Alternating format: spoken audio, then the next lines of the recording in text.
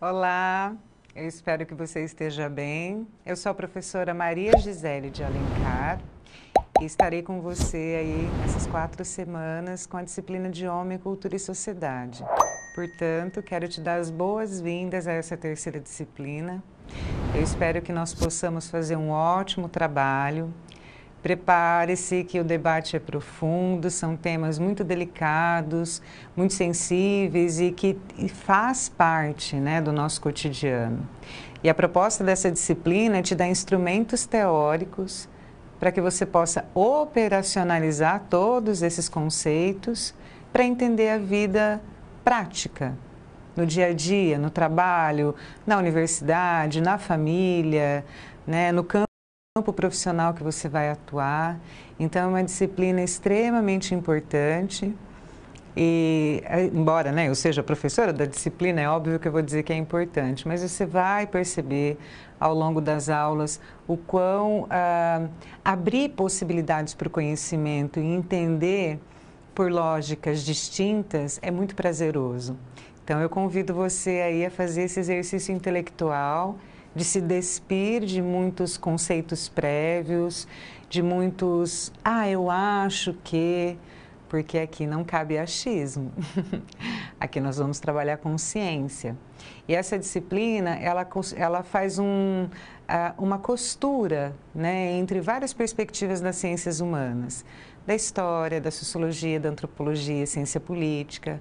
Nós vamos dialogar com a economia política, então é uma disciplina extremamente rica e eu tenho certeza que vai te ajudar muito. Bora lá então, na nossa aula de hoje, o objetivo fundamental é trabalhar com a formação da sociedade capitalista e o desenvolvimento da teoria social.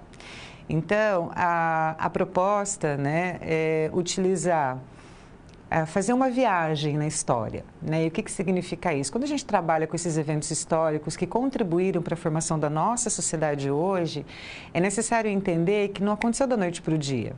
Você vai ver, né? Nós vamos trabalhar agora com o feudalismo, depois Idade Média, Idade Moderna, Idade Contemporânea. Parece que tudo aconteceu assim, no piscar de olhos.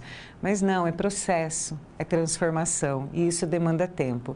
É claro que hoje, né, na contemporaneidade, olhar para esses eventos históricos dá essa noção de movimento muito rápido, né? Mas não foi bem assim. Então é importante deixar bem colocado algumas questões, principalmente porque nós vamos passar, né, por eventos bem significativos que deram uma virada no modo de pensar, no modo de agir, no modo de se relacionar socialmente. E aí pensando desde o aspecto econômico, político, produtivo, até cultural, tá? Mas antes de mergulhar especificamente na aula de hoje, é importante você saber o que você vai trabalhar nessas 4 aulas, né? Então acompanhe comigo. Bom, na primeira aula eu já dei um spoiler, né, que a nossa proposta então é entender a formação da sociedade capitalista e o desenvolvimento da teoria, do pensamento das ciências sociais. E eu já volto aqui com você, tá? A sociedade global. A problemática nessa aula será entender o fenômeno da globalização e os impactos que esse fenômeno causou e ainda causa na nossa vida cotidiana. E quando eu falo desses impactos, eu estou me referindo do ponto de vista cultural, ambiental, né, produtivo, econômico. Quando eu falo do produtivo aqui, eu estou falando dos meios de produção, tá? Então, como que a globalização, ela se torna, né, um fenômeno que tem várias teias, né? Pensa num polvo aí com várias teias. Aliás, polvo não tem teia, né? Com vários tentáculos. A globalização é isso, ela vai do econômico, político, social, cultural, ambiental, produtivo. Mas, para que a gente possa, né, entender esses impactos, é necessário entender como que aconteceu. Então, nós vamos aí pensar desde o processo do mercantilismo, mas não ainda como globalização, mas como um ato de trocas e de contato, de intercâmbios, até pensar nas estratégias do neoliberalismo, na globalização e no modus operandi, né, da vida social, econômica, política e cultural e tudo mais. Então, na segunda aula, nós vamos focar nessa discussão sobre a sociedade global. Na terceira aula, você vai estudar comigo partindo dos pressupostos da antropologia. Então, nós vamos utilizar muitos conhecimentos da antropologia aqui para compreender o conceito de cultura, desconstruindo essa ideia do erudito e do popular. A cultura é muito mais do que isso. A cultura é estar no mundo, a cultura ela está em constante movimento. Então, entender como é que a antropologia te ajuda a entender esse conceito de cultura. Assim como o conceito de cultura, há a noção de identidade, né? Normalmente falar identidade, de repente, sei lá, vem na sua cabeça aquela cédulazinha que te identifica no mundo, também. Mas aqui nós vamos entender do ponto de vista de pertencimento social, como é que você se constitui um indivíduo dentro de um campo social, político, econômico, quais são as questões que atravessam a formação dessa identidade e pensar a formação nacional. Para pensar a formação nacional, nós vamos nos valer de alguns debates importantes, passando pela questão racial e a questão indígena. E o que isso significa? Nós vamos entender a partir de quais pressupostos a nossa nação Brasil se formou. E para entender essa formação, é fundamental que você compreenda como, ao longo da história, e aí pensando desde... Aí, fazer um recorte histórico, tá? Para não te confundir. Pensando desde o século XVI, XVII, com o processo de escravização no Brasil, escravização indígena, depois escravização de africanos e africanas. Então, como que se dão essas relações ao longo do tempo, né? A escravização acabou, mas ainda permanecem os efeitos da escravização? Joaquim Nabuco dizia isso, né? Não basta acabar com a escravidão. É necessário acabar com a obra dela. Então, ainda hoje, nós experienciamos esse desdobrar dessa mentalidade escravocrata que está internalizado nas nossas práticas sociais. E quando eu digo nossa, eu me incluo, porque eu também sou brasileira, eu também faço parte desse território. E aí, entendendo território, territorialidade, pertencimento, cultura e tudo mais. Pensando também, então...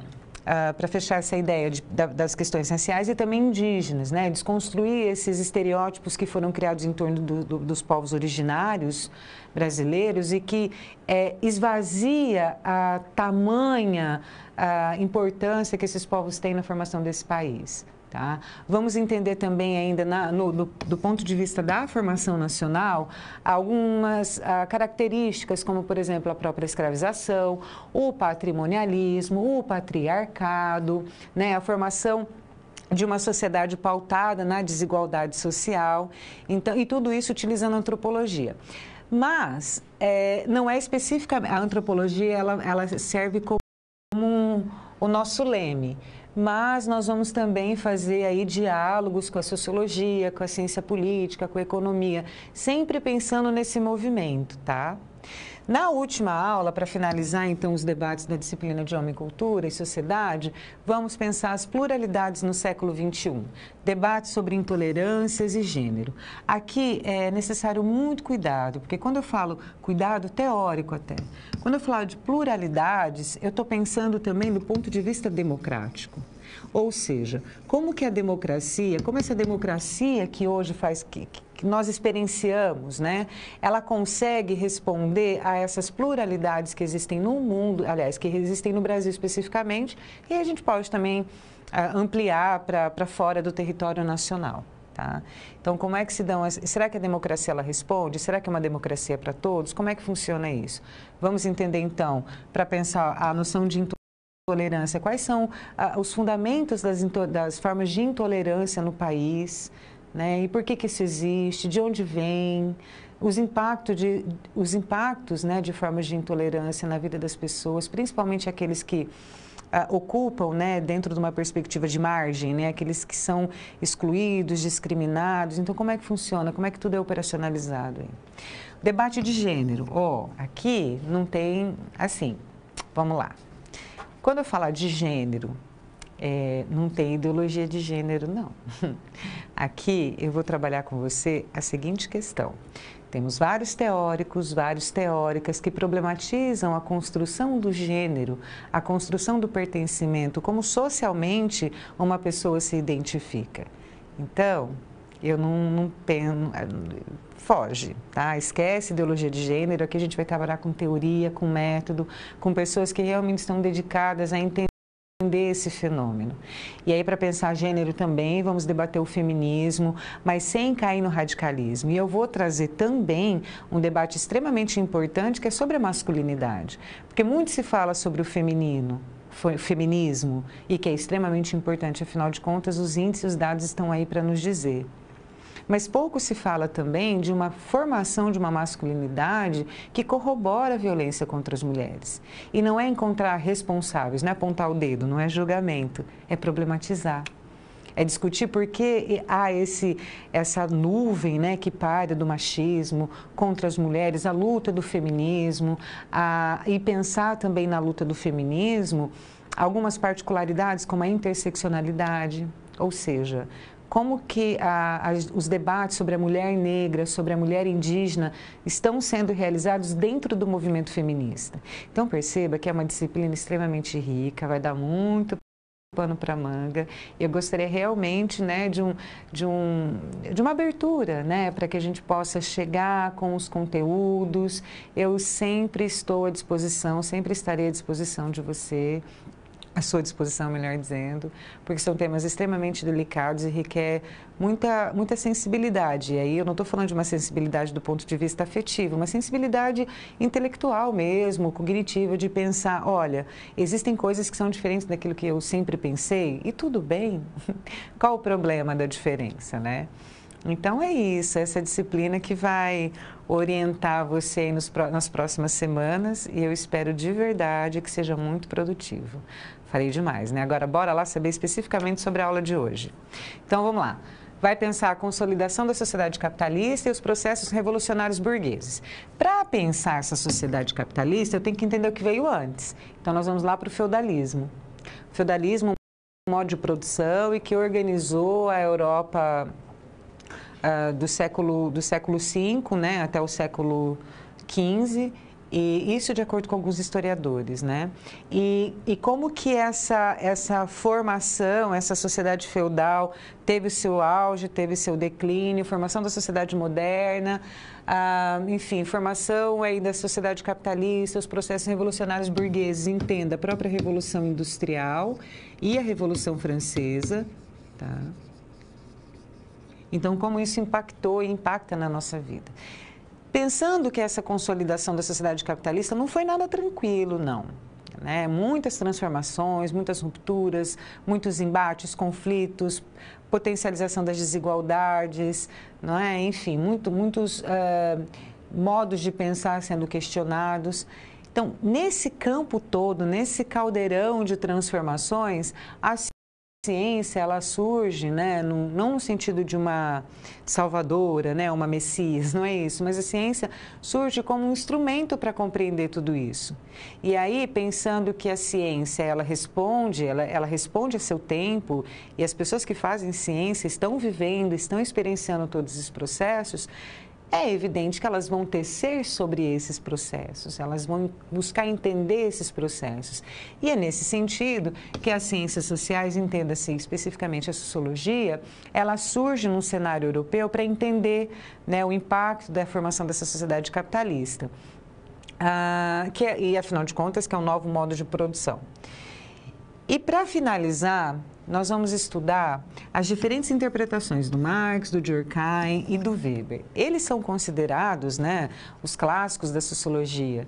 São autores extremamente importantes, cada qual com a sua perspectiva teórica, então já perceba que não é uma disciplina com um único caminho de olhar sobre o mundo. A sociologia, ela não é uma monociência, ela não tem uma única perspectiva de entender o mundo. Temos desde os mais conservadores, os moderados, até os mais revolucionários. Ou seja, a sociologia não é nenhum tipo de pensamento político, a sociologia é uma ciência. Então, aqui você vai perceber como isso se operacionaliza na prática. Então, se prepara, vamos pegar o bondinho da história, que agora é hora de chegar lá no feudalismo. Vamos comigo. Os antecedentes e a sociedade moderna. Nesse momento, especificamente, eu quero trazer para você reflexões sobre o feudalismo. O feudalismo, assim como o capitalismo, não é só um modo de produção, um modo produtivo. Ele impacta em diferentes áreas da vida social, da formação social, da formação cultural, do modo de pensar e estar no mundo, como eu já disse anteriormente, né? Até acabo sendo repetitiva, mas o feudalismo, do seu auge ao seu declínio, ele teve presente aí por 10 séculos, né? Nesse período como os historiadores definem, de Idade Média, né? Com questões extremamente problemáticas, mas que fez parte da história principalmente no momento de declínio, nós temos aí o aparecimento de vários eventos históricos importantíssimos, como o próprio Renascimento, já no século XVIII, já está na Idade Moderna, o Iluminismo, que vai desencadear os processos revolucionários burgueses. Então, você perceba que a história, ela é movimento, a história, ela é feita de contradições, ela é o tempo todo é lento também, como eu já disse lá na apresentação, não aconteceu da noite para o dia, tem todo um processo, e é isso que você vai ver comigo agora. Bora lá para o quadro? Bom, o feudalismo, ele tem o seu declínio e a sua ascensão. Em relação a, assim, o que é importante? Vamos lá, deixa eu começar aqui. O feudalismo, ele tem esse nome porque é um modo de organização social basicamente rural, pautado nos feudos. Os feudos, as grandes propriedades rurais que fizeram parte da história da Europa Ocidental a partir de 1476, mais ou menos. Mas como que surgiu o feudalismo? O feudalismo, ele foi resultado de um processo do fim da Idade Antiga, né? Ou seja, o fim da Idade Antiga marca a queda do Império Romano, o declínio do Império Romano associado às invasões, né, dos povos germânicos, que são conhecidos aí como bárbaros, né? Isso criou um cenário de muita instabilidade, né? Na Europa, que fez com que houvesse um processo de ruralização, ou seja, ainda vivia-se, né, respirava-se as cidades da era antiga, da Idade Antiga, mas com todo esse processo de guerras, instabilidade, gera insegurança e é um processo de ruralização. Nesse processo de ruralização, criam-se os grandes feudos, as propriedades. Essas propriedades eram autossuficientes, né? Elas tinham o modo de plantação, tinha um senhor feudal que tinha plenos poderes, né? Então, já perceba aí que no feudalismo a descentralização do poder. Aí você pode me falar, professor, e o rei? O rei está lá, ele está existindo ali. Mas quem de fato decide e toma as decisões no feudo é o senhor feudal. Nessa construção toda, nós temos um modo de produção agrícola, e sendo um modo de produção agrícola, trocas comerciais são mínimas, quase inexistentes. Então, o que há é uma espécie de escambo muito incipiente, ou seja, troca de mercadorias por mercadorias, mas muito incipiente, com uma produção basicamente agrícola. Então, nesse processo de ruralização, de formação dos feudos, nós temos uma configuração do início, então, da Idade Média, que marca aí 1000 anos, né, da história da Europa. Veja comigo. Bom, a sociedade feudal, ela é uma sociedade organizada em estamentos. Isso daqui é extremamente importante. Na sociologia, nós temos um conceito chamado de estratificação social, ou seja, você classifica os indivíduos e os grupos sociais a partir de questões econômicas, de nascimento. Então, nós temos a casta, a classes, que é específica do capitalismo. Aqui, no feudalismo, nós temos as cidades estamentais, né? Uma sociedade pautada em estamentos. E lembra de uma pirâmide? Lá no ensino médio, quando a gente estudava lá, tinha pirâmide? Então, essa pirâmide, ela diz que quem está na base aqui no feudalismo é o clero, tá? Embora o rei exista e tudo mais, mas o poder, a centralidade religiosa e o poder ideológico é extremamente forte, consolidado. Portanto, o clero tem um poder significativo. Para vocês terem uma ideia, cerca de 1/3 das terras feudais, né, das terras na Europa, eram da igreja. né? Era desse poder religioso. Então, nós temos aqui no meio dessa pirâmide aí, os senhores feudais, que seriam os nobres, junto com os reis. Então, os senhores feudais, como eu já disse, ele tinha um poder político, jurídico, econômico, ou seja, faziam as leis, determinavam, faziam um julgamento, cobravam os impostos, organizavam a vida dentro do feudo. Portanto, a economia é basicamente agrária, porque nós estamos falando de um contexto rural. Como eu disse, pouca atividade comercial e as relações de trabalho já não são mais relações de trabalho pautadas na escravização, né?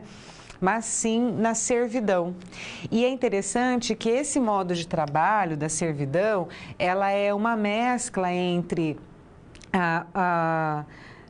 uma perspectiva de organização do trabalho do Império Romano junto com os povos germânicos. Lembra que eu disse para você no início que com a decadência do Império Romano e as invasões dos povos germânicos, gerando guerra, crime, instabilidade, essas instabilidades e esses encontros, essas mesclas culturais dão um corpo, né, à forma de trabalho que é a forma de servidão. Ou seja, o servo, ele está lá no feudo, o senhor feudal dá as terras aí com muitas aspas nesse doar as terras, né, para esses servos. E essa não é uma relação muito tranquila, tá? Porque o senhor feudal fala, olha, eu te dou segurança, né? Porque você sabe que aqui na Europa o negócio não está muito bom, então aqui no feudo você vai ter segurança, você vai ter a sua terrinha para plantar, né? Só que existem os impostos e esses impostos necessitam ser pagos, tá? Nós temos, por exemplo, a corveia, que aí esse servo aqui trabalhava 3 dias por semana nas terras do senhor feudal. Aí tinha a talha, que é uma outra forma de imposto, ou seja, 50% do que o servo produzia era para o proprietário, era para o senhor feudal. E as banalidades, que eram os tributos cobrados por utilizar a instalação do feudo, ou seja, no final das contas, para esse servo, pouco restava, né? Essa relação de trabalho, ela também tem uma influência muito forte do Império Romano no chamado colonato, ou seja, o camponês ele usa a terra produzindo e em troca, né, de proteção. E o comitatus, que vem dessa influência dos povos germânicos, que é honra e lealdade entre o suzerano e o vassalo. Ou seja, então perceba que nesse sistema feudal, nós temos aí no campo do trabalho uma influência significativa dessa mescla cultural. Né? Então, o senhor feudal é bonzinho, ele dá a terra, mas espera aí, nós temos alguns impostos que você precisa honrar para poder continuar aqui no feudo. É uma vida muito simples, né? Uma vida não que a vida rural seja simples, mas ali tinham poucos instrumentos, o conhecimento era centralizado na igreja, né, na igreja católica, no poder religioso. Então, essa centralidade do conhecimento já é uma relação de poder importantíssima. O que é o conhecimento? Quando você conhece, toma para si os conhecimentos, sejam eles de quais natureza for, te amplia, né? O conhecimento te liberta de amarras, de conceitos prévios, né? Te faz com que a mente voe, né? E nesse momento, uma das formas também de manutenção do poder e para manter as pessoas ali nos seus determinados lugares, nos seus determinados estamentos, principalmente do ponto de vista dos servos, que estava na base da pirâmide, talvez eu tenha esquecido de falar, era o poder do conhecimento. Então, aos servos não chegava o conhecimento, nem mesmo a leitura dos textos sagrados, a eles eram dado esse direito, né? Então, perceba que é uma vida muito suprimida e estava ali. Só que isso não durou para sempre, né? A própria igreja, quando lança as cruzadas, por exemplo, que é um movimento, né, de retomada da cidade sagrada em Jerusalém, que ocorre aí na Idade Média, retomar a cidade sagrada de Jerusalém da mão dos muçulmanos, quando ela faz esse movimento, alguns historiadores dizem que foi um tiro no pé. Por que eu estou usando essa expressão desses historiadores?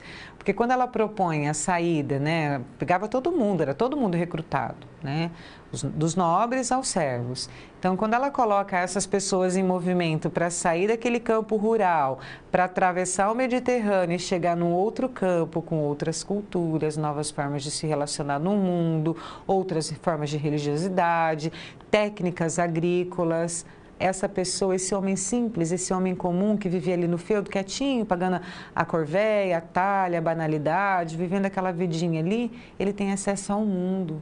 E isso, a longo prazo, foi um dos aspectos que contribuíram, sim, para o declínio do feudalismo.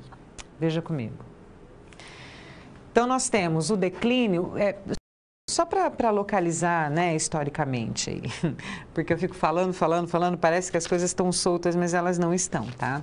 Esse declínio do feudalismo, ele se dá aí entre o século X, século XI, até o século XV, que é de fato o fim mesmo do feudalismo. Mas por que ocorre esse declínio? Crescimento demográfico. Porque, veja, aqui no momento de ascensão mesmo do feudalismo, está tudo tranquilo, né, em tese, com muitas aspas aí.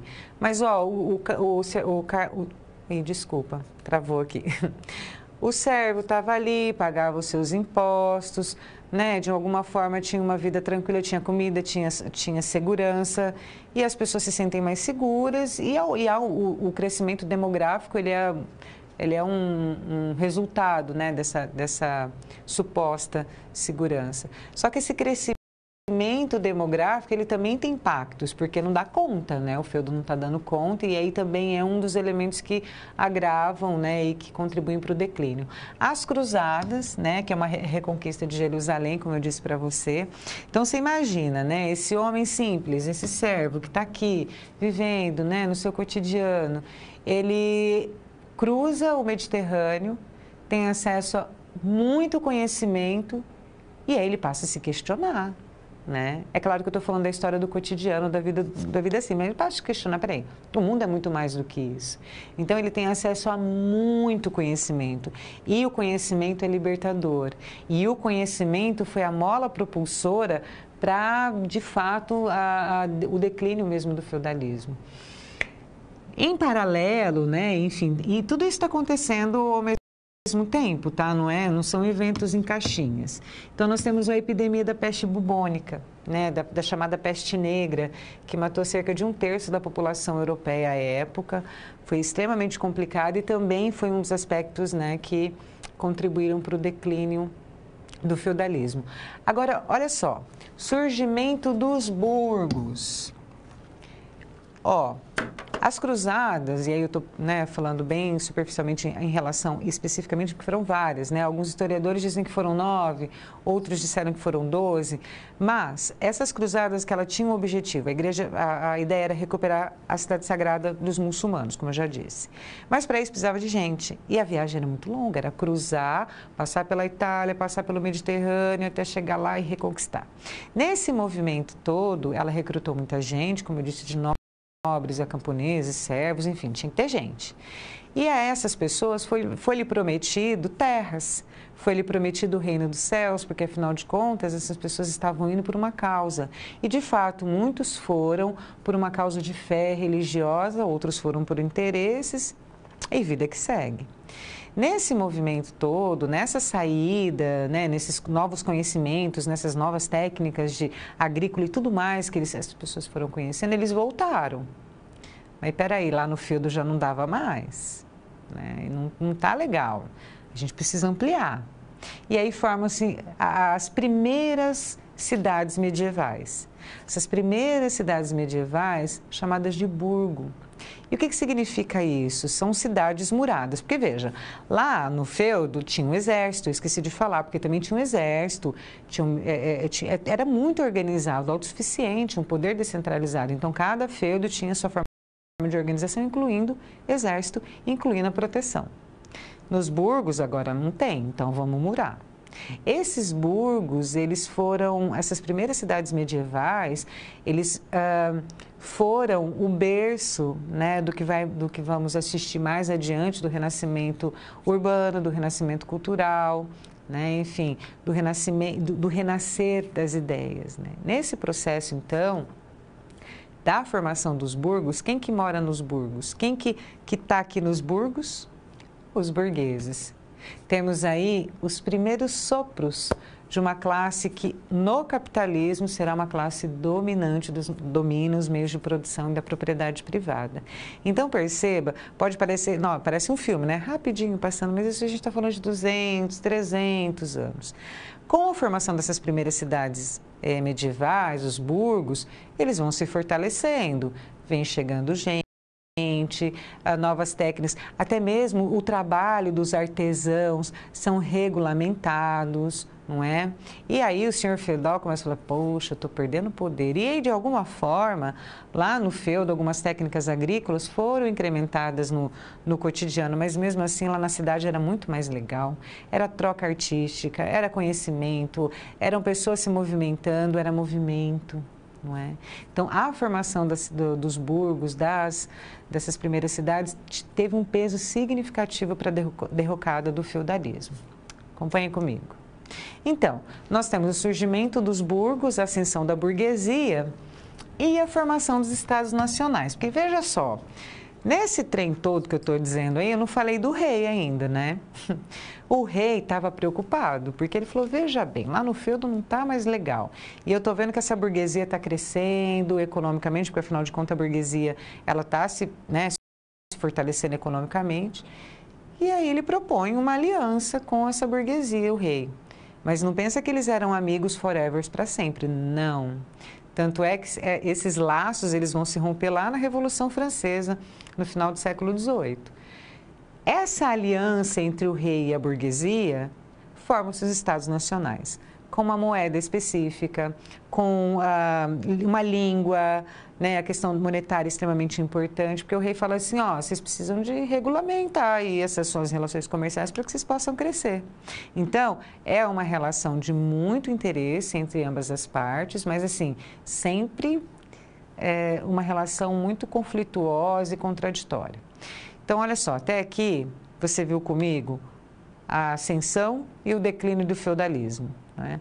E nesse processo de formação dos estados nacionais, e como eu disse para você da formação das primeiras cidades medievais, que agora já são os burgos, uma classe burguesa em ascensão, e com essas trocas de conhecimento, com acesso a muito conhecimento, nós temos um evento histórico chamado Renascimento. Veja comigo. O Renascimento é um momento em que a formação, então, das cidades, né, como eu disse para você, um retorno às cidades, uma movimentação comercial significativa de trocas, né? E esse renascimento cultural também está intrinsecamente relacionado à arte, à expansão do pensamento. Essa figura que eu trago para você não é só para ilustrar, não. Ela tem um cunho também pedagógico. É uma imagem do Da Vinci, né, o homem vitruviano, que ele mostra mesmo a importância do homem no processo, no início, né, de uma forma muito incipiente ainda, da racionalização, e é um retorno aos clássicos da Idade Antiga, ou seja, a Idade Média, ela passa a ser negada, porque a gente já está falando, né, do século XIV, século XV até século XVI, então a gente já tem aí o fim da Idade Média, o início da Idade Moderna e um retorno à Antiguidade Clássica. Vamos pensar na Antiguidade Clássica? Os filósofos, os grandes filósofos, né, a noção de política, de cidadania, de ética, tudo isso é retomado. Entretanto, não há ainda uma ruptura com o poder, né, com a perspectiva religiosa, porque ao homem é dado a razão como um dom divino. Então, nessa perspectiva, ainda não há uma ruptura como vai ter no Iluminismo, tá? Mas, nesse renascimento do pensamento, há uma busca significativa pelo humanismo. O homem é dotado, né, de livre escolha, né? Então, ele é capaz de fazer suas próprias escolhas, não há um determinismo religioso, mas também não há um descolamento total. E o processo de racionalização da vida. Então, perceba o caminho histórico que a gente fez. A gente foi lá, viu a ascensão e decadência do feudalismo, e nesse processo de decadência do feudalismo já a formação das cidades, da formação dos estados, e essas trocas comerciais, as trocas de conhecimento fomentaram então esse renascer do pensamento. Só que não ficou por aí, né? Há também, para corroborar esse caldo de transformações sociais, um processo chamado iluminismo. Veja esses senhores todos, o fundo, essa estante de livros, né, a razão, a ciência, ela dá conta de resolver os problemas. Nós estamos, então, no iluminismo, no século das luzes, as luzes e o pensamento. E aqui sim eu posso dizer para você que historicamente há uma ruptura com esse estado religioso, com o poder religioso, porque a ideia é trazer a ciência e a racionalidade como instrumentos de salvação mesmo, de pensar o mundo fora da caixa e pensar para a ciência, ela é experimento, ela é observação, ela é ilimitada e a racionalidade é capaz, né, de instrumentar todo esse processo. Uma das características, lembrando que ainda no Renascimento nós temos ainda o Estado absolutista, porque os Estados nacionais, eles acabam sendo, o Estado absolutista é a primeira forma de Estado moderno. E aí o que eu estou falando de Idade Moderna? Fim da Idade Média, declínio do feudalismo, formação dos burgos, aliança do rei com a burguesia, Estados nacionais e Estado absolutista.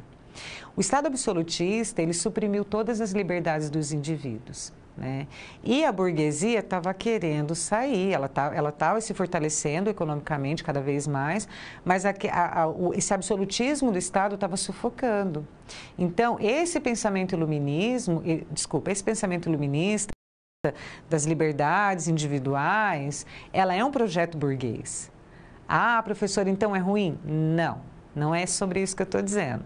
Mas a gente tem que tomar um pouco de cuidado, porque quando fala da liberdade do indivíduo nesse momento, não está falando do pobre, do camponês, né? Quais eram, né?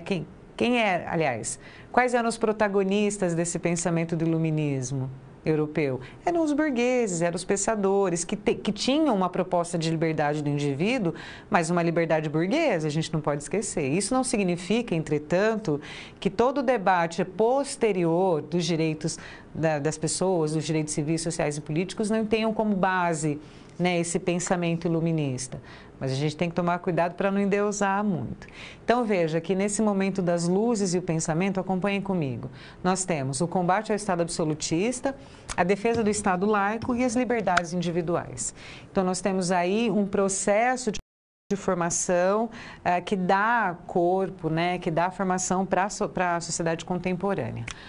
Uau, quanta coisa você viu comigo, né? Mas se prepara que ainda tem mais. Então, para fechar esse bloco, nós fizemos esse recorte histórico do feudalismo, da ascensão e decadência, o Renascimento como uma expressão desse próprio processo de declínio do feudalismo, em expansão comercial, cultural, e o século das luzes, né? Que é onde, de fato, a ciência se estabelece como uma forma de conhecimento e uma ruptura com o Estado absolutista e com o poder ideológico poder ideológico e centralidade religiosa.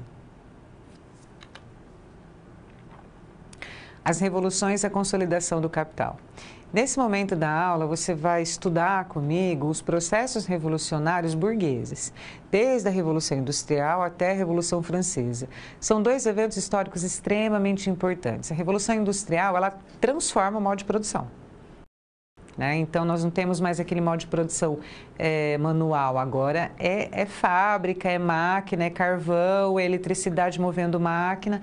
E a Revolução Francesa, ela traz assim, acabou o Estado absolutista. Agora vamos falar em termos de república, em termos de democracia, em termos de participação popular. Com muitas aspas que você vai ver comigo. Mas acompanhe comigo. Vamos pensar então a Revolução Industrial. A Revolução Industrial, ela tem como a base, né, o berço da Revolução Industrial é a Inglaterra. Lá na Inglaterra, as revoluções burguesas, elas aconteceram com um pouquinho de antecedência. Por exemplo, a Revolução Gloriosa, que de alguma forma coloca em xeque o poder do Estado absolutista, mas ainda pensando numa monarquia constitucionalista, ela dá força à burguesia e que vai se consolidando enquanto está, essa imagem aqui das fábricas, né? Então, você tem na Inglaterra um ambiente histórico, social, político, econômico extremamente importante e que foi fértil, né, ao processo da Revolução Industrial. Há 3 momentos especificamente. A primeira Revolução Industrial, que vai de 1750 até 1850, basicamente 100 anos aí, nós temos então as primeiras máquinas foram criadas, o carvão, né, um processo de transformação mesmo da produção manual, artesanal para a fábrica, né, para a indústria. Então, nós temos aí um movimento importantíssimo que define mesmo o modo de produção capitalista, né? Então, a ideia é um período de grandes transformações, né? É o surgimento, então,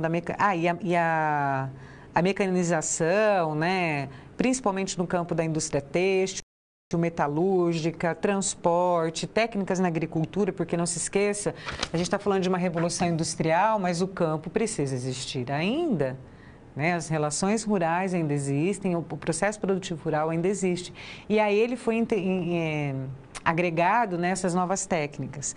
Nós temos, então, de fato, a supremacia da burguesia, a burguesia enquanto classe dominante, não é? A substituição, então, o uso do carvão, enfim. Nós temos aí a consolidação do capital. E aí nós temos a segunda revolução, que vai de mais ou menos 1850 a 1950, ou seja, não tão longe assim, que consolidou a ciência e a tecnologia como instrumento do processo produtivo, do próprio capital. Aqui nós temos um período de pós-guerra, que vai até, né, um período de pós-Segunda Guerra, e temos, então, um momento de criação dos meios de comunicação, o avanço tecnológico na medicina, o antibiótico. Se você souber o quão foi revolucionário a descoberta do antibiótico, né, as pessoas deixaram de morrer por infecções simples. Vacinas, né, o desenvolvimento de vacinas, que também impactou de forma muito positiva do ponto de vista das pestes. Lembra lá na Idade Média, quando a peste negra matou quase 1/3 da população europeia? Então, nós temos aí um movimento significativo associando a ciência e a tecnologia, tá? E a terceira revolução industrial, que é no pós-Segunda Guerra, de fato, a partir de 1950, e aí nós temos vários processos, né? Nós temos o processo do Fordismo, do Taylorismo, nós temos uma linha de uma otimização, né, do processo e racionalização da produção. Nós temos aí uma grande eficiência no processo produtivo, e há quem diga que nós estamos vivendo aí numa quarta revolução industrial pautada nos campos das novas tecnologias, das tecnologias em rede, enfim. É claro que existem muitas particularidades desse processo revolucionário da indústria, né, do processo industrial, porque ele é extremamente importante. Ele fala, aqui nós temos não só um processo produtivo, mas agora, para manter esse processo produtivo, a gente tem que pensar numa forma de organização social. As pessoas, na primeira fase da Revolução Industrial, a exploração do trabalho era tão intensa que os trabalhadores dormiam dentro das fábricas, ou senão, às vezes, eram montados as chamadas vilas, né, em torno da fábrica, para que o deslocamento desse trabalhador até a fábrica não fosse tão grande e não impactasse no processo produtivo. Então, não foi assim, é claro, tem que olhar todo o desenvolvimento tecnológico científico, que é inegável, né? Hoje eu estou aqui com você por conta disso. Entretanto, não dá para descartar também o processo, né, a potencialização das desigualdades sociais, da fome, da miséria, da exploração do trabalho, que isso também gerou. Então, é necessário ter esse olhar crítico, e quando eu falo crítico, é olhar as várias perspectivas do fenômeno social, né? Enfim, que foi o processo de industrialização. Então, nós temos aí essa revolução industrial, mas também temos a tal chamada a revolução burguesa, que ocorreu na França e que, de fato, falou, aqui não tem mais Estado absolutista, agora a gente vai falar em outros termos. Acompanhe comigo.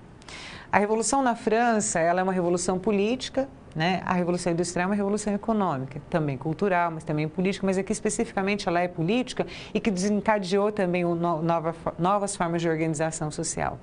Aqui declara, portanto, o fim do absolutismo, do Estado absolutista, que se formou lá no final da Idade Média, a Declaração dos Direitos do Homem e do Cidadão, o evento mesmo, assim, né, é um símbolo, né? Tá vendo essa imagem aqui? Essa é a tal da Bastilha. A Bastilha era uma prisão que os presos políticos eram colocados lá, tinha muito armamento. Então, quando a revolta do Terceiro Estado, né, que é a junção dos camponeses, dos burgueses, contra o primeiro Estado, a Igreja, e o segundo Estado, os nobres, né, enfim, quando há essa retomada, eles tomam a Bastilha como ato simbólico de dizer, aqui não tem mais esse segundo, o poder não está mais só na mão do primeiro e do segundo Estado. Esse processo revolucionário teve uma influência significativa dos ideais iluministas, da liberdade, da igualdade, da fraternidade, lembra? Dos direitos individuais. Então, há uma presença significativa dessas ideias, né, da construção dessas ideias. Essa revolução na França, ela não aconteceu, ela não foi tão rápida assim, houve vários processos, várias fases e enfrentamentos, não é? Mas a ideia fundamental era que o terceiro Estado, que eram os nobres, camponeses, trabalhadores e artesãos que se juntaram contra a igreja e contra o rei, levaram um discurso de fim, né, da alta taxa de impostos. A França passava por dificuldades enormes, né, de pessoas passando fome, uma situação bem complicada mesmo. Aí os nobres danadinhos, né, os burgueses danadinhos falam, não, a gente vai, toma o poder, e o poder para todo mundo, só que quando a tomada do terceiro Estado, né, do poder mesmo, que fala, ó, não tem mais rei, não tem mais igreja mandando aqui não, os pobres, os camponeses ficaram de lado. Então, é uma revolução importante? Sim. Mas foi uma liberdade, igualdade e fraternidade para quem? Para todo mundo? Né? De fato, pôs fim ao Estado absolutista e a construção de uma nova forma de organização política. Mas e daí? Uma coisa bem interessante, um evento muito interessante da Revolução Francesa é que é o seguinte, passou já as primeiras fases de muito conflito, então havia a Assembleia Constituinte e era dividida em dois lados, do direito e da esquerda. Os girondinos eram os burgueses que eram mais moderados ou mais conservadores, que defendiam no limite uma monarquia constitucionalista. Os jacobinos já eram revolucionários.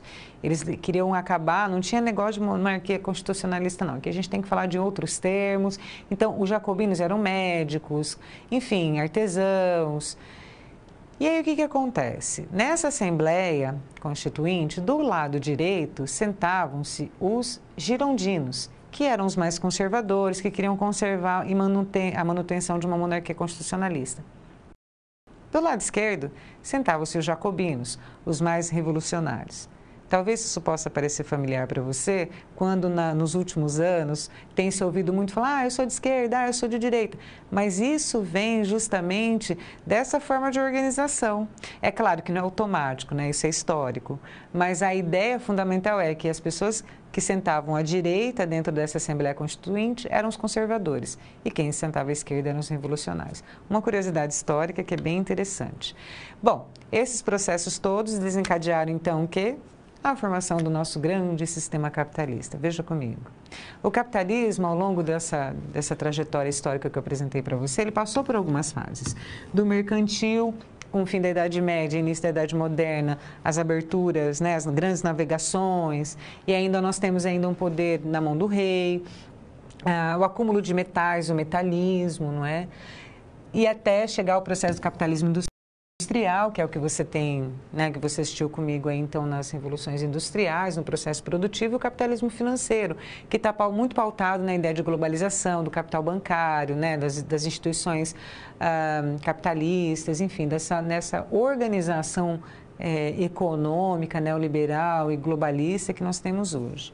Mas, de forma geral, quais são as grandes características, né, as principais características do capitalismo? É a propriedade privada, é o lucro, o acúmulo de riquezas, o trabalho para para que esse lucro ocorra, para a manutenção dessa própria propriedade privada, o trabalho ele tem que ser assalariado e é um trabalho que não é um trabalho explorado. O controle dos sistemas produtivos também é uma característica e o próprio individualismo, que é, né, a base do liberalismo econômico, do liberalismo político que surge lá no pensamento dos iluministas. Então, nós temos aí, de maneira geral, quanta coisa, né? Para pensar, então, esses antecedentes da sociedade capitalista. Cientificidade e sociologia. Então, veja, muitas transformações ocorreram desde a ascensão e declínio do feudalismo até a consolidação do capitalismo. Mas todas essas transformações inquietaram muito, e não foram poucas pessoas, não. A Europa, pensa, está no fervo do pensamento iluminista, está no desdobramento, né? A ciência, desdobramento do pensamento iluminista, do Renascimento. Então, a ciência como instrumento de compreensão da realidade. Então, autores, pensadores falam, poxa, a gente precisa entender como é que está se dando tudo isso, e o que a gente precisa?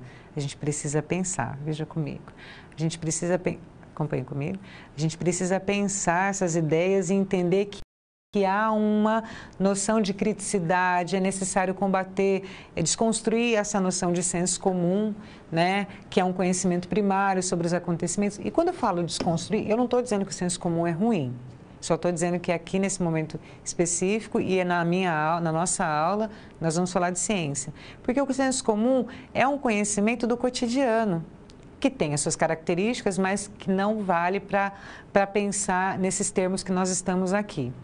Esse conhecimento do senso comum, ele não estimula o senso crítico. O que é o crítico? É ficar só criticando, falando mal? Não. É entender o fenômeno a partir das suas diversas facetas, né? É entender os aspectos positivos, os aspectos negativos, o que desencadeia de tudo isso. Então, a criticidade, ela está justamente nessa forma de ver os eventos e os fenômenos sociais. É baseada, então, não estimula a observação, são ideias espontâneas, que está só no superficial. A ciência, por outro lado, ela desenvolve um conjunto de conceitos que busca o quê? Interpretar a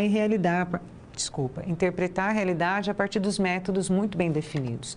Nós temos, então, a sociologia como instrumento, que é a compreensão e explicação dos aspectos da vida social, que está preocupada em entender o que estava acontecendo naquele processo todo, do ponto de vista individual e coletivo. A sociologia, ela proporciona a capacidade de entender a vida cotidiana e entender quais são as relações que se estabelecem entre esse indivíduo e esse coletivo.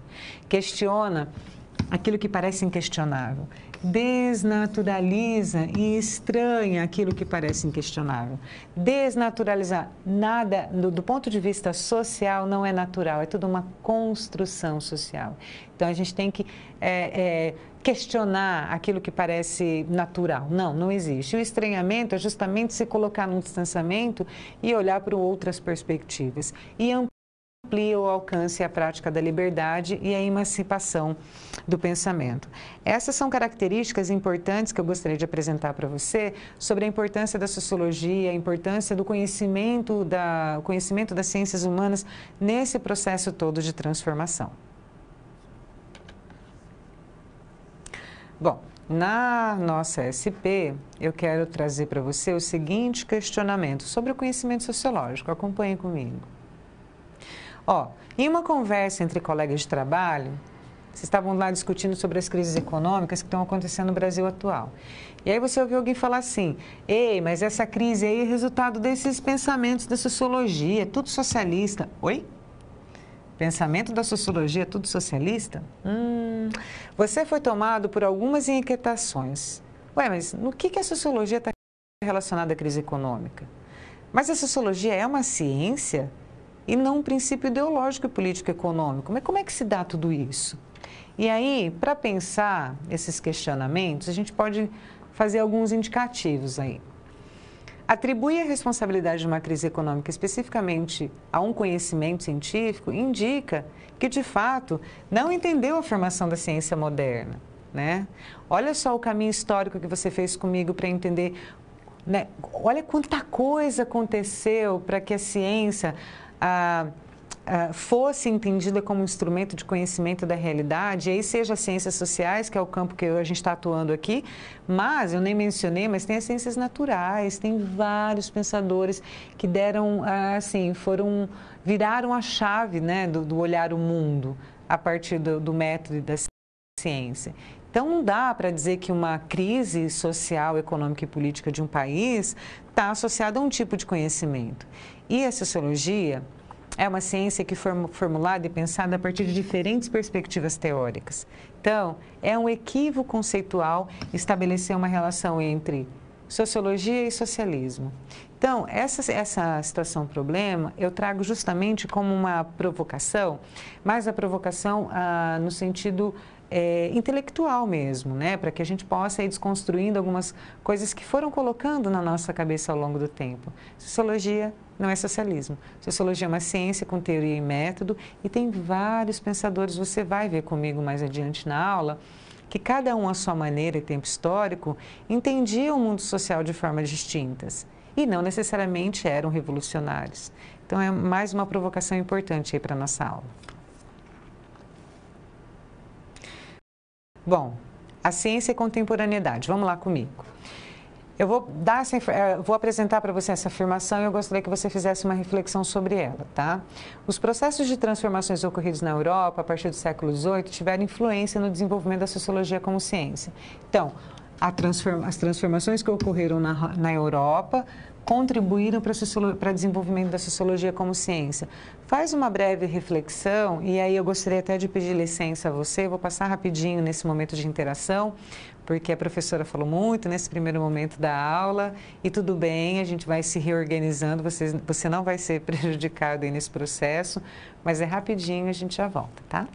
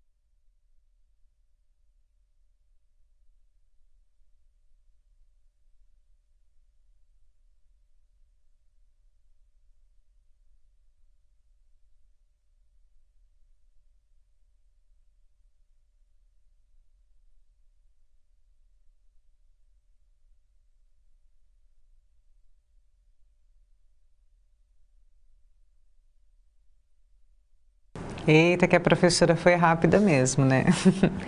Ó, anote aí, faz uma reflexão sobre como que, né, o desenvolvimento, aliás, vamos reformular, como todo esse processo de transformação, ele impacta diretamente com o conhecimento científico. Sabe por quê? Porque a ciência é feita por pessoas, e as pessoas existem, as pessoas vivem, as pessoas experienciam, as pessoas observam, né? E a ciência, ela é reflexo do seu tempo. E naquele momento histórico, a sociologia foi bem importante para compreender como é que tudo aquilo estava acontecendo, essas novas formas de organização da vida são postas agora para as pessoas, para os indivíduos e para as coletividades. Então, como lidar com tudo isso? Não é dizer que a sociologia tem um manual e que é uma pílula mágica, que tudo se resolve, mas ela é um caminho para pensar.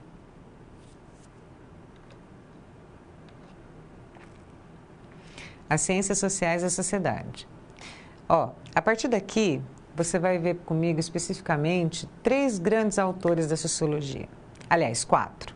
No primeiro momento, eu vou trazer para você o Comte, que é considerado aquele que plantou a sementinha do conhecimento sociológico, né? Você vai ver também o Durkheim, Marx e o Weber, cada um com suas preocupações e como que cada um desses autores entenderam o próprio sistema capitalista, como esses autores entenderam as desigualdades sociais, e você vai perceber que há muita diferença entre todos eles.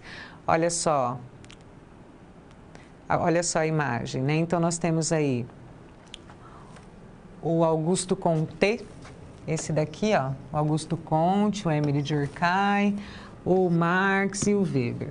O que é importante dizer? Quando eu falo clássicos da sociologia, clássicos das ciências sociais, é necessário entender a importância que esses autores tiveram. Eles não foram, assim, deuses, não é isso, mas as grandes preocupações, as grandes inquietações por eles levantadas deram esse corpo teórico da sociologia que nós temos hoje. É claro que não se resumem a eles. Nós temos vários outros autores da sociologia contemporânea, da sociologia mais atual, que também tenho certeza que daqui a alguns anos também se tornarão clássicos. Mas por que é importante trazer especificamente esses autores? Porque eles estavam lá no início.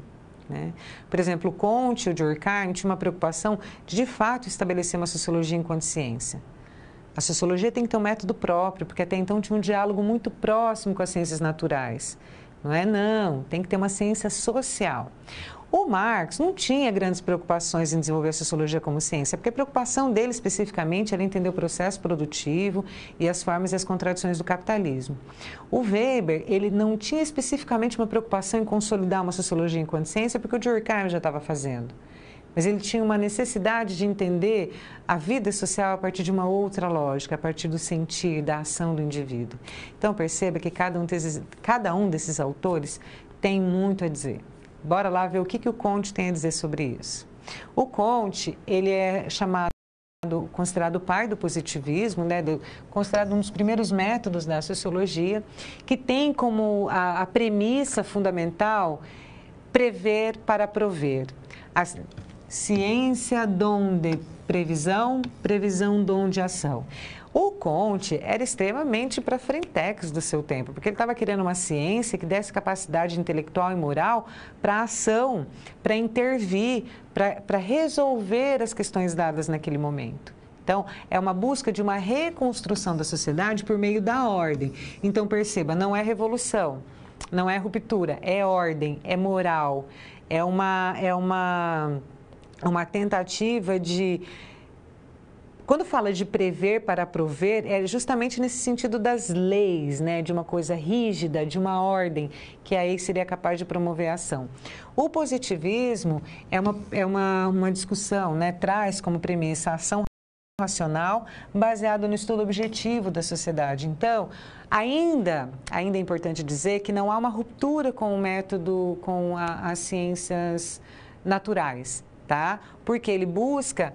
Tanto é que uma das primeiras discussões do Comte era a necessidade de uma física social. Essa física social está atrelada a leis universais. Então, as mesmas leis que regem a vida natural, em tese, também iam reger a vida social. Então, era necessário entender quais eram essas leis que governam a estabilidade e a mudança social. O Comte, por exemplo, como eu já disse anteriormente, ele plantou a sementinha da sociologia, dessa necessidade, e entendeu a vida social a partir de um processo de classificação do progresso da humanidade, seja ele do ponto de vista do conhecimento como da organização social. Né? A questão teológica, muito relacionada aos mitos, né? O tempo onde as questões de mitologia davam conta de entender e explicar, era um conhecimento que buscava entender e explicar a realidade. O metafísico, do ponto de vista filosófico, que ainda não, a filosofia não é dentro dessa ordem, dessa perspectiva ciência, que está nesse entremeio até o máximo, que era o desenvolvimento que a humanidade poderia chegar, que era o científico, que era o positivo, que era o industrial. O Comte, ele era um otimista do processo de industrialização.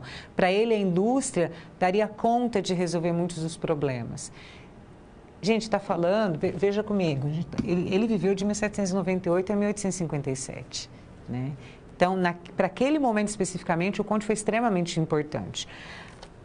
Aluno do Comte era Durkheim. E o Durkheim, esse tem um papel importante no sentido de que ele estabelece as regras do método sociológico. O Durkheim, com a obra As Regras do Método Sociológico, define a sociologia como um complexo de fatos regidos por funções, ou seja, ele estabelece um objeto de estudo para a sociologia, que são os fatos sociais. Tá? O método utilizado pelo Durkheim é o funcionalista, porque ele está preocupado em entender a função, né, as funções, os valores, uma moral que está relacionada à organização social e o sistema de pensamento. É o que ele chama de representações e consciência coletiva. Para o Durkheim, ele era um defensor de uma ciência objetiva, neutra, ou seja, tem que olhar os fatos sociais como coisa, os eventos sociais como coisa. Por que ele é coisa? Porque ele é externo ao indivíduo, ou seja, o indivíduo, ele existe aqui com a sua consciência individual, mas a sociedade, ela paira por cima dos indivíduos por conta de uma moral que organiza a vida social e que, de uma forma coercitiva, determina o modo como esses indivíduos vão agir socialmente. Esses fatos também eles são fatos sociais que são generalizantes, que acontecem de diversas formas. De uma forma coletiva. O Durkheim está muito preocupado em entender também a forma de coesão social. Então, como as sociedades elas se organizam, elas criam laços, e ele desenvolve a noção de solidariedade mecânica e solidariedade orgânica, que, por exemplo, a solidariedade mecânica, que são os laços, formas de coesão, social, que ocorriam nas sociedades pré-capitalistas. Então, tinha uma forma de organizar o direito, de organizar a vida social, que é diferente da solidariedade orgânica, que é característica do capitalismo, que aí você já tem um processo de racionalização do direito, da justiça e da divisão social do trabalho. Então, o Durkheim, ele tem esse papel importante em relação ao método, né? Enfim, não só, mas ele é considerado aí o pai da sociologia. Você vai ouvir em alguns lugares que o Comte é pai, mas o Comte, eu costumo dizer que ele plantou a sementinha, o Durkheim era aluno do Comte, só que o Durkheim, ele foi um pouco além, né?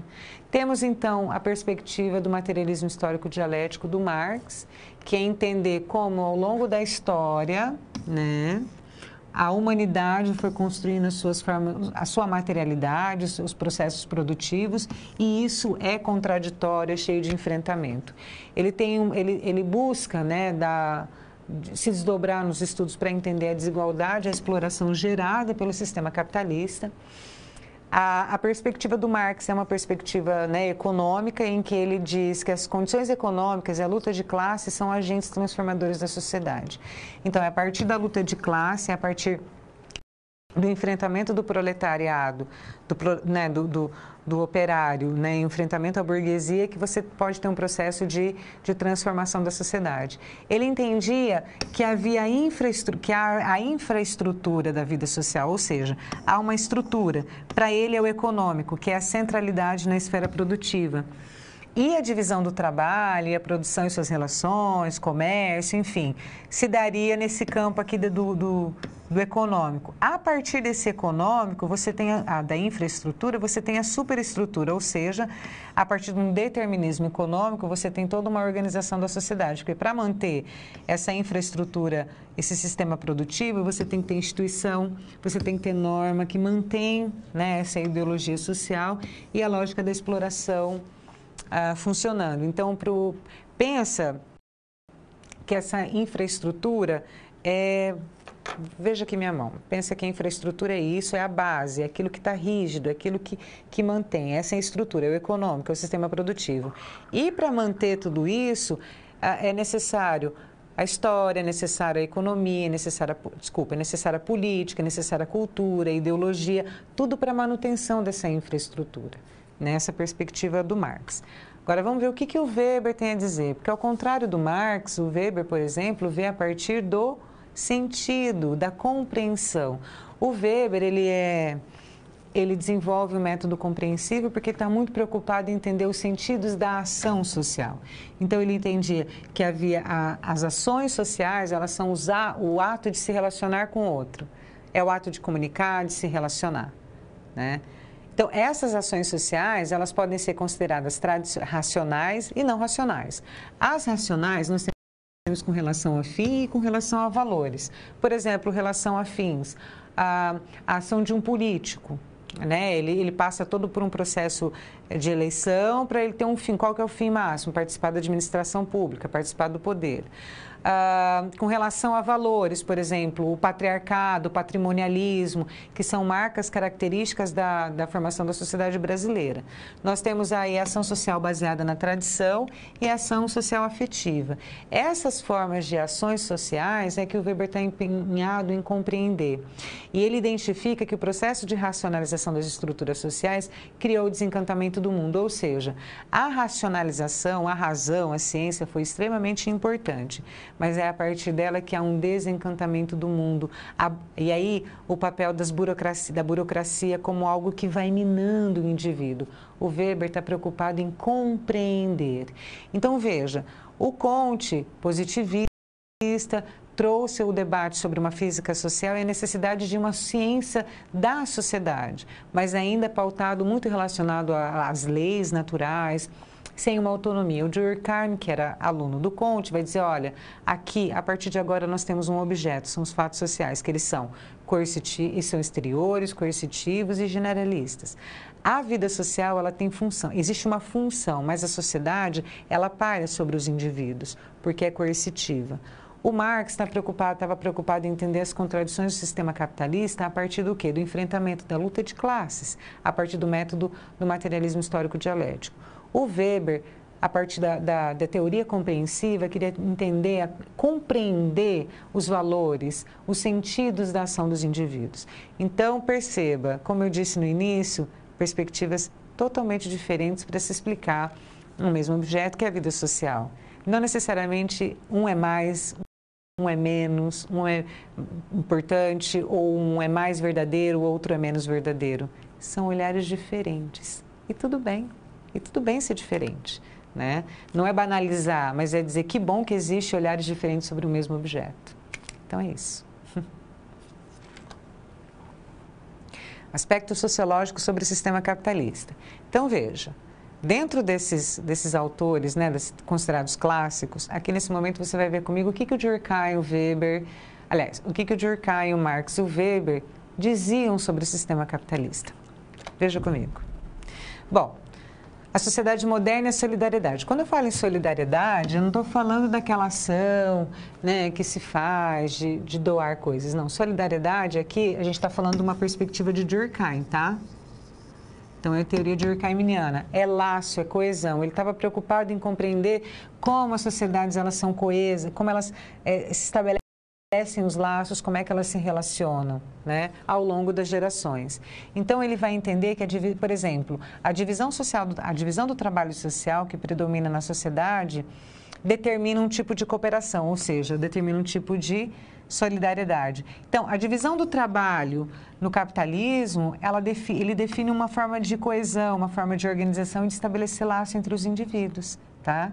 E dá origem a uma vida moral. Então, a sociologia durkheimiana, ela é basicamente moral, tá? Para entender esses valores, essa moralidade que determina e define a vida social. Os laços de solidariedade nós temos, então, a partir, numa sociedade de solidariedade mecânica, que é considerada pré-capitalista, nós temos uma consciência coletiva, crenças e valores sociais, e as sociedades são mais segmentadas. Já no capitalismo, nós temos uma forma de solidariedade orgânica que determina a divisão do trabalho social, códigos, regras, normas. É uma sociedade mais diferenciada. Então, o Durkheim entende essa organização do capitalismo, né, a partir de uma sociologia da moral para entender esses códigos e regras que definem o tipo de solidariedade orgânica. O trabalho e as classes, eu estou dizendo para você sobre uma perspectiva de Marx. Tá? Então, é através do trabalho que o homem transforma a natureza e reproduz sua existência. Para o Marx, o Estado moderno ele é um instrumento de exploração do quê? Do trabalho assalariado pelo capital. É uma luta de classes entre o proletariado e o burguês. A classe social, portanto, ela é fruto das relações que os homens estabelecem no processo de produção, ou seja, o papel... Eu vou usar o papel, tá? Mas o papel que você ocupa dentro do sistema produtivo define a sua classe. Se você é trabalhador e vende sua mão de obra, você é o operário, o proletariado. E se você tem a propriedade privada, você é o burguês. Nesse processo todo, na economia capitalista, a mercadoria é o foco também, né? E ela tem um valor de uso e um valor de troca. Essa mercadoria, ela é fetichizada pelo sistema capitalista para criar a necessidade dela existir, ou seja, eu preciso comprar isso. Pode parecer simples e banal, mas é isso que motiva a própria existência do capitalismo, é o consumo. E quanto mais eu produzo, mais eu consumo, mais eu lucro. E esse trabalho para produzir essa mercadoria é um trabalho que é baseado na mais-valia, ou seja, é o valor excedente produzido pelo operário. O tempo do trabalho do trabalhador, ele não é pago de uma forma justa. O trabalhador não se reconhece no processo produtivo. Vou dar um exemplo. Você chega no supermercado e vê uma caixinha de leite, né? Ah, brotou do nada? Não, há um processo produtivo e há trabalho nessa produção dessa caixinha de leite, por exemplo, né? Nós temos, então, a partir de uma ética do capitalismo que está relacionada aos sentidos e valores, a teoria compreensiva do Weber, né? Para o Weber, esse racionalismo ele é resultado do desencantamento do mundo, que é o aumento da eficiência e da produtividade. Então, você tem que racionalizar o processo produtivo para aumentar a produção de mercadorias. O Marx entendia, por exemplo, o capitalismo como resultado do quê? De um determinismo econômico. O Weber não. Ele vai falar que o capitalismo, né, ele surge a partir de uma ética, a partir de valores, né? E esse espírito do capitalismo é uma ética, um modo de ver e encarar a existência. O Weber ele faz uma definição importante entre poder e dominação. São diferentes, mas estão ali juntinho. Veja bem, o poder é a capacidade de agir em uma determinada direção. Ou seja, o poder é aquilo que um indivíduo impõe a sua vontade sobre o outro. O que é a dominação? A dominação é quem tem o poder, tá? Dá sentido eu vou definir melhor, tá? Pensa o seguinte, existe o poder, a pessoa que tem o poder. É a imposição da sua vontade sobre os demais. Para que esses demais legitimem o seu poder, para que essa pessoa possa dominar, tem que ter uma legitimidade. Então, veja, poder mais legitimidade é igual a dominação para o Weber. E essa legitimidade, ela se dá de diferentes formas, veja comigo. Essa legitimidade, ela se dá a partir do campo legal, tradicional ou carismático. Então, a pessoa, né, o indivíduo ou o grupo, ele pode exercer o poder a partir de uma dominação legal.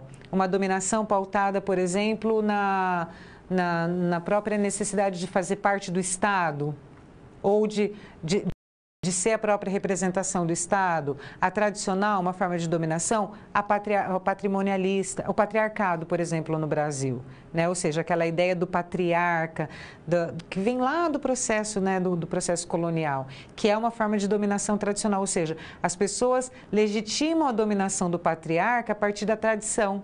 E a carismática, por exemplo, é quando a uma pessoa é atribuído um dom heróico, né? Ou seja, dá legitimidade ao poder dessa pessoa porque ele tem um carisma, ele tem algo especial. Então, o Weber, perceba que ele está preocupado em entender o sentido, né? Então, nós temos aí esse campo para pensar o capitalismo a partir dessas três perspectivas.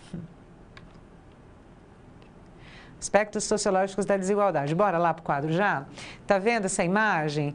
É bem isso, a desigualdade existe, ela está aí, e como é que você interpreta e compreende esse processo?